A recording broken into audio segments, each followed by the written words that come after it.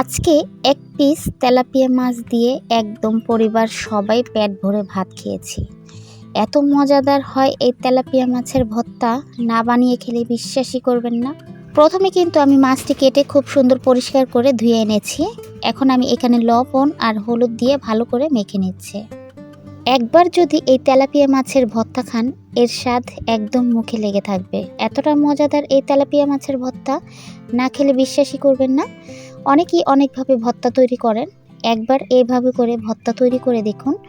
এক থালা ভাত কিন্তু এক নিমেষে শেষ হয়ে যাবে। খাসির মাংস গরুর মাংসকেও হার মানিয়ে দিবে। নিমেষে এক থালা ভাত ভর্তা দিয়ে খেয়ে নেবেন। এখানে চুলাতে আমি প্যান বসিয়ে দিয়েছি আর সয়াবিন তেল দিয়ে দিলাম। এখন মাছটি আমি ভেজে নিব। তেলটি যখন গরম হয়ে আসবে তখন আমি মাছটি ছেড়ে দিব।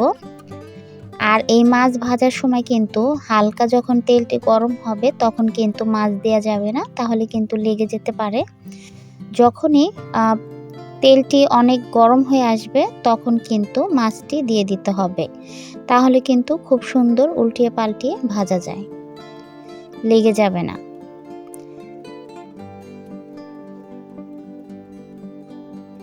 এইভাবে করে কিন্তু আমি মাছটি খুব সুন্দর করে ভেজে নিব। এই যে দেখুন, খুব সুন্দর করে কিন্তু আমি উল্টিয়ে পাল্টিয়ে মাছটি ভেজে নিয়েছি। এখন আমি তুলে নেব। দেখি বুঝতে পেরেছেন কত সুন্দর হয়েছে মাছ ভাজাটা।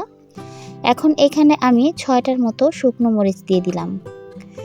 যে যেমন ঝাল পছন্দ করেন তেমন দিবেন। আমি একটু অল্প ঝাল দিচ্ছি, কারণ আমার এই যেদিনই আমি এই ভর্তাটা তৈরি করি, আমার ছোট বাচ্চাগুলো আছে দুটো, তারাও এই ভর্তার জন্য একদম পাগল হয়ে যায় খাওয়ার জন্য, তাই আমি ঝালটা একটু কমিয়ে দিচ্ছি। আর রসুনটা একটু বাড়িয়ে দিব। এই রসুনটা দিলে কিন্তু রসুনের একটি খুব সুন্দর ঘ্রাণ আসছে, খেতে কিন্তু খুবই ভালো লাগে।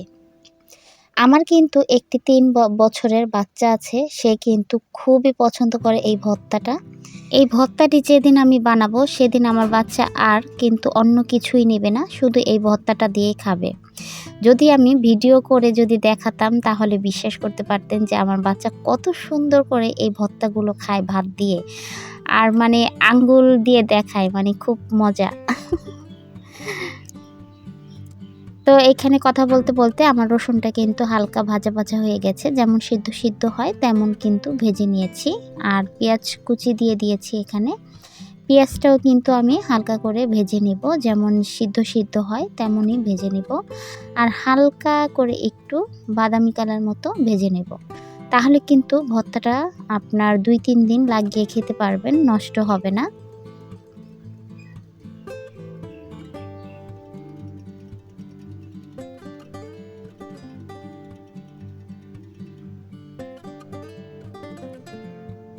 এইভাবে করে যদি ভর্তা তৈরি করেন, দেখবেন আপনাদের বাচ্চারাও কিন্তু খুব পছন্দ করবে।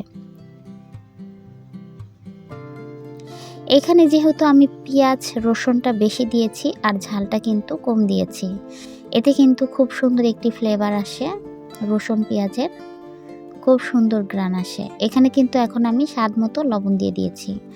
এখন আরেকটু নেড়ে চেড়ে আমি নামিয়ে ফেলবো।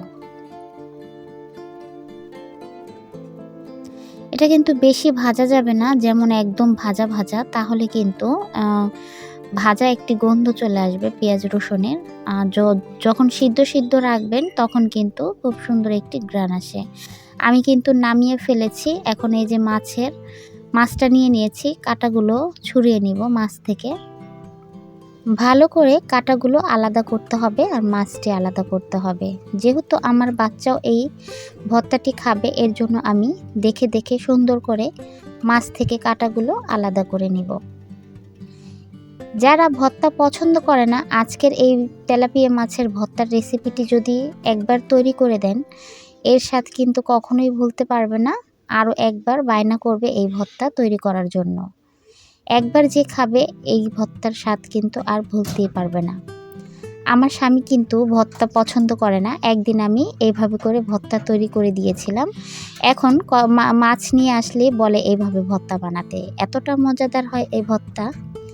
তো এখন আমি মিক্সিং জারে ব্লেন্ড করে নেব, কারণ আমি শিলনোড়ায় ভর্তা কম বাটি। আর এই মিক্সিং জারে কিন্তু ভর্তা খুব সুন্দর হয়। একদম শিলনোড়ায় যেভাবে বাটে তেমনই কিন্তু এই ভর্তাটা হয়। আমি কিন্তু এখানে কোনো রকমের পানি অ্যাড করব না, শুধুই ব্লেন্ড করব। দেখুন কত সুন্দর হয়েছে। যেহেতু এখানে পেঁয়াজ, রসুন, মাছ, তার জন্য কোনো পানি দেওয়ার প্রয়োজন নেই, কারণ ওইগুলো নরমই থাকে। এই যে দেখুন একদম শিলনোড়ায় যেভাবে বাটে তেমনি কিন্তু দেখা যাচ্ছে, আর খেতেও কিন্তু একই স্বাদ। অনেকেই মনে করে কি যে ব্লেন্ডারে মনে হয় ভর্তা তৈরি করলে খেতে অতটা একটা মজা লাগে না। শিলনোড়ায় বাটলেও যে রকম স্বাদ, আর মিক্সিং জারও যদি আপনি ব্লেন্ড করে নেন সেটাও কিন্তু একই রকমের স্বাদ। দেখুন কত সুন্দর কিন্তু এসেছে কালারটা। এই ভর্তাটা যে এত লোভনীয় হয়েছে না খেলে বিশ্বাসই করবেন না। দেখুন কালারটা কত সুন্দর হয়েছে। এটা যদি ভাতের সাথে মাখা হয়, বাবা একদম লাল হয়ে যায় ভাত। আর বেশি কিন্তু একটি ঝাল হয়নি, অল্প ঝালই দিয়েছি আমি। দেখুন কত সুন্দর দেখতে, শুধুই মনে হয় যে খেয়ে নিই, এত মজাদার হয়েছে এই ভর্তাটা।